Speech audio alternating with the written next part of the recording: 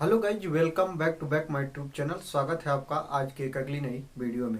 आज की वीडियो में हम देखने वाले हैं मिरर। जो आप देखेंगे कि दर्पण क्या होते हैं, दर्पण कैसे बनते हैं। दर्पण ध्यान दीजिएगा, काफ़ी इंपॉर्टेंट आज की टॉपिक है। अगर आपको दर्पण के बारे में कुछ भी नहीं पता है तो आप इस पूरी वीडियो को देख लीजिए, और पूरी वीडियो देखने के बाद आपको दर्पण का ये टॉपिक, ये डाउट आपका दूर हो जाएगा।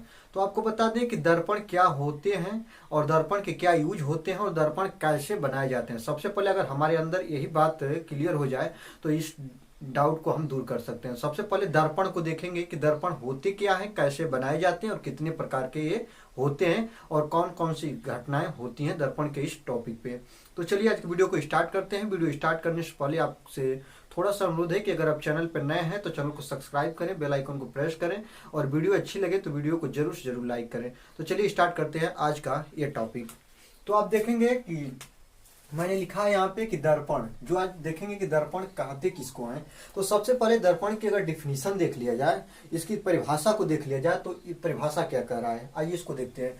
तो गोली दर्पण कांच के किसी खोखले, यहाँ पे ध्यान दीजिएगा, कांच के किसी खोखले गोले का कटा हुआ भाग होता है। खोखले, खोखले मतलब यह इसका जो जितना भी पूरा आयतन होता है खोखला होता है। क्या होता है? खोखला होता है। तो ध्यान दीजिए, गोली दर्पण किसी कांच के किसी गोले, खोखले गोले का कटा हुआ भाग होता है जिसके एक तल पर लाल ऑक्साइड की कलई तथा दूसरा तल परावर्तक होता है। ध्यान दीजिएगा, जैसे कि आपको बता दें कि जो दर्पण होता है, ध्यान दीजिए, दर्पण मान लीजिए एक खोखला गोला कटा हुआ एक भाग है।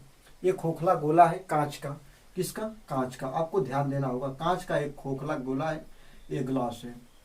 और ध्यान दीजिएगा, अगर मैं इस कांच के खोखले गोलों को इस तरह काट दूं, यहां से आप अनुभव कीजिए, इसको मैं काट दिया और काटने के बाद ये वाला पॉइंट इसको इधर और इसको इधर ऐसे रखा, ठीक ना। ध्यान दीजिएगा, ये कांच ही है, बीच में खोखला है, और इसको कांच को इस तरह अगर काट लिया जाए और काटने के बाद देखिए एक पॉइंट को मैं इधर रखा और दूसरे पॉइंट को मैं यहाँ पे रखा, ठीक ना। ध्यान दीजिए, इसमें कुछ भी सोचने समझने वाली बात है नहीं, बस आप थोड़े से इसको दिमाग लगाएंगे तो बात क्लियर हो जाएगी।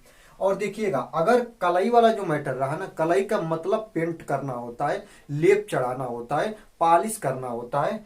ध्यान दीजिए, जिसमें कलई अंदर की तरफ, इसको काटा और काट कर इधर की तरफ मैं कलई कर दिया, पूरा पोर्शन कलई कर दिया गया, ठीक ना। और किस चीज की कलई होती है ये भी ध्यान दीजिए, किस चीज की? तो लाल ऑक्साइड की। किसकी?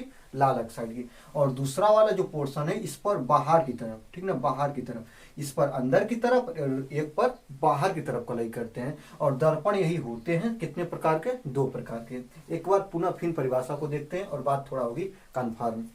गोली दर्पण कांच का खोखला गोला कटा हुआ एक भाग होता है जिसके एक तल पर लाल ऑक्साइड की कलई की जाती है तथा ध्यान दीजिएगा, एक तल अगर यहाँ पे मैं लाल ऑक्साइड की कलई कर दूं तो अपने आप जो दूसरा तल है ना, यहाँ पे दूसरा तल जो है ना, अपने आप ये क्या बन जाएगा? ये परावर्तक बन जाएगा। और जब इस पर प्रकाश किरणों को आप इधर से डालिएगा तो अब ये प्रकाश किरण इधर नहीं जाएगी, अब पारदर्शी नहीं रहेगी, अब ये प्रकाश की किरण यहाँ पर जाकर और टकराकर पुनः अपने इसी माध्यम में आ जाएगी, इसी माध्यम में आ जाएगी। तो इसी को कहते हैं क्या? गोली दर्पण। अब देख लेते हैं गोली दर्पण के प्रकार। तो ध्यान दीजिएगा, आपको मैं एक बात यहीं पे डाउट क्लियर करा दूं कि या तो आप दर्पण पढ़ेंगे तब भी, लेंस पढ़ेंगे तब भी। तो दर्पण भी कांच ही का भाग होगा और लेंस क्या होगा? वो भी कांच ही का भाग होगा। केवल आपको एक ही बात उसमें कंफर्म करनी है कि जो लेंस होगा वो पारदर्शी होगा, वह दोनों तरफ दिखाई देगा। इधर से प्रकाश किरण डालिएगा तो उस पलटा आपका उस तरफ निकल जाएगा, लेकिन दर्पण में ऐसी घटना नहीं मिलेगी। दर्पण में क्या होगा कि जब इधर से आप प्रकाश किरणें डालिएगा तो डालने के बाद प्रकाश किरणें क्या होती हैं? परावर्तक हो जाती है, दूसरा तल परावर्तक होता है। ध्यान दीजिएगा। अब देखते हैं दर्पण के प्रकार। दर्पण के कितने प्रकार होते हैं, टाइप्स इसके देखते हैं। दर्पण दो प्रकार के होते हैं, एक होता है आपका अवतल दर्पण, एक होता है आपका अवतल दर्पण जिसको कॉन्केव मिरर बोलते हैं, और एक होता है उत्तल दर्पण जिसको कॉन्वेक्स मिरर बोलते हैं, ठीक ना। तो एक आपका अवतल दर्पण और दूसरा हो गया क्या? उत्तल दर्पण। आइए देखते हैं अवतल दर्पण के कहते किसके हैं, किसको है अवतल दर्पण, और उत्तल दर्पण कहते किसको है। तो आपको बता दिया ना, केवल एक कांच का खोखला गोला रहेगा और इसको काट लेने के बाद सपोज दैट इसको अलग कर लीजिए और इसको अलग कर लीजिए। ध्यान दीजिएगा, बस आप यहीं पे देखेंगे और आपको क्लियर हो जाएगा।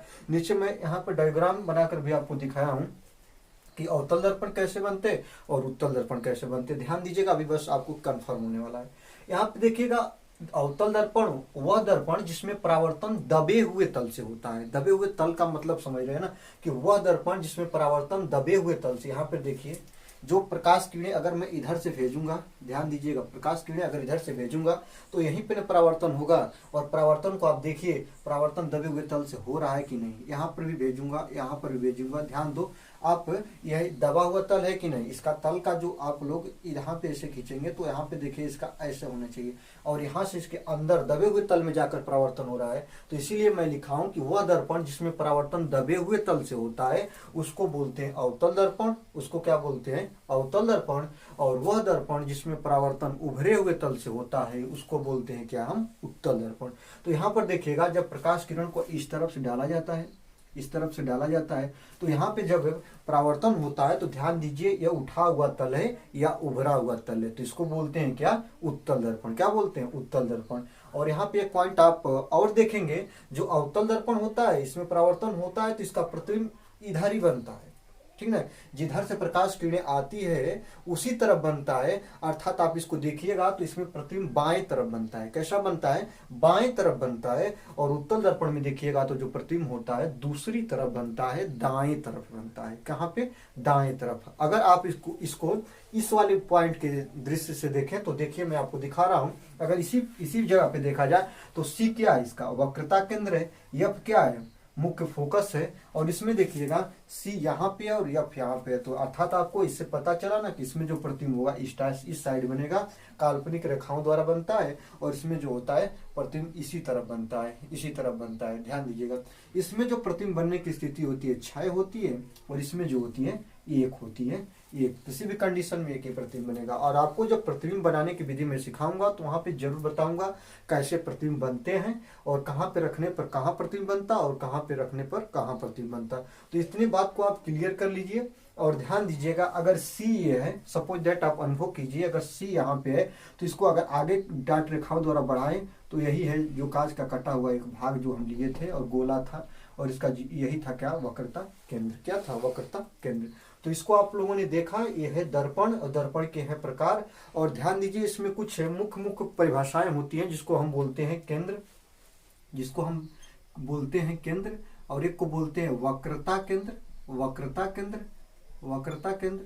और एक को बोला जाता है त्रिज्या, किसे कहते हैं। इसी में एक इम्पॉर्टेंट कुछ पॉइंट है जो आते हैं, इसको भी थोड़ा हम कवर कर लें, इसको भी देख लें कि क्या होता है कौन, ठीक ना। तो जो गोला होता है, जो गोले का कटा हुआ दर्पण जो होता है, गोले का कटा हुआ एक भाग होता है, उसी के केंद्र को ध्यान दीजिएगा, उसी के केंद्र को क्या बोलते हैं? वक्रता केंद्र बोलते हैं। और इसे किससे दर्शाते हैं? इसको हम दर्शाते हैं सी से। किससे? सी से दर्शाते हैं। और ध्रुव की बात किया जाए तो यहाँ पे ध्रुव आपका रहेगा। और मुख्य अक्ष एफ और सी, ध्यान दीजिए, फोकस और वक्रता केंद्र को मिलाने वाली रेखा को क्या बोला जाता है? मुख्य अक्ष बोला जाता है, ठीक ना। और ध्यान दीजिए, द्वारक पूछता है कि द्वारक किसे कहते हैं? दर्पण का या लेंस का? किसी भी चीज का आप द्वारक की बात पूछ देगा कि द्वारक किसको कहते हैं, तो देखिए यहाँ से और यहाँ तक की दूरी को ही क्या बोला जाता है? द्वारक बोला जाता है। और इसको M1 और M2 से दर्शाते हैं, M1 और M2 से दर्शाते हैं, और इसको बोलते हैं क्या? द्वारक बोलते हैं। तो इसमें पॉइंट हुआ। और यहाँ पे अगर त्रिज्या पूछ दे कि त्रिज्या क्या होता है, तो गोली दर्पण जिस कांच खोखले का कटा हुआ भाग होता है उसकी त्रिज्या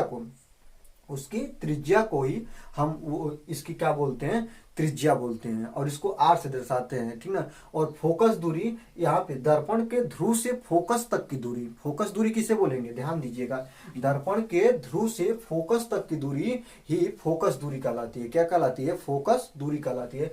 फोकस दूरी को एफ से दर्शाते हैं। और फोकस दूरी वक्रता त्रिज्या की क्या होती है? आधी होती है, ठीक ना। फोकस दूरी क्या होती है? वक्रता त्रिज्या की आधी होती है। तो इतने कुछ पॉइंट हैं जिस पॉइंट को आप क्लियर करिए। और मिलते हैं इसके अगले पॉइंट को लेकर अगली वीडियो में। तब तक के लिए धन्यवाद। देखते रहिए क्लास सॉल्यूशन बाय अभिषेक सर। और आपको वीडियो अच्छी लगी तो फिर वह बात दोहराएंगे कि आप वीडियो को जरूर से जरूर लाइक कर लें और चैनल पे बने रहें। और चैनल पर बने रहने के लिए आपको सब्सक्राइब करना होगा, और इसके बाद बेल आइकन को भी प्रेस करना होगा। तब तक के लिए धन्यवाद। देखते रहिए क्लास सॉल्यूशन बाय अभिषेक सर।